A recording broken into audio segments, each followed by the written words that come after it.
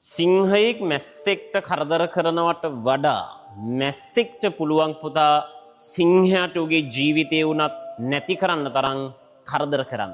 පොඩි මිනිස්සයාට ජීවිතේ නැති වෙන්න දේවල් නැති තරම්. හැබැයි ලොකු පොහොසත් මිනිස්සුන්ට තමන්ගේ ජීවිතේ රැස් කරගත්ත දේවල් එක්ක නැති වෙන්න තියෙන දේවල් වැඩි.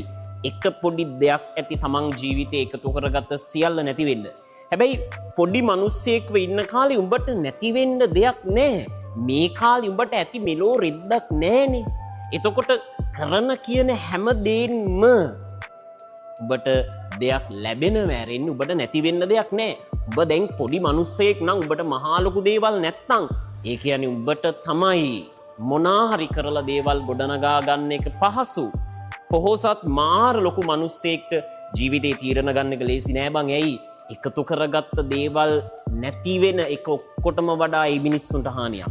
එහෙනම් නැති කාලේ පොඩියට ඉන්න කාලේ පුළුවන් දෙයක් කරලා දේවල් ටික එකතු කරගන්න බලපන්. ලොකු මිනිස්සෙක් වෙච්ච කාලෙට ඔබට මහා ලොකු දේවල් අමුතුවෙන් කරන්න බෑ. කියන ටික පරිස්සම් කරගන්න දඟලන්න වෙනවා.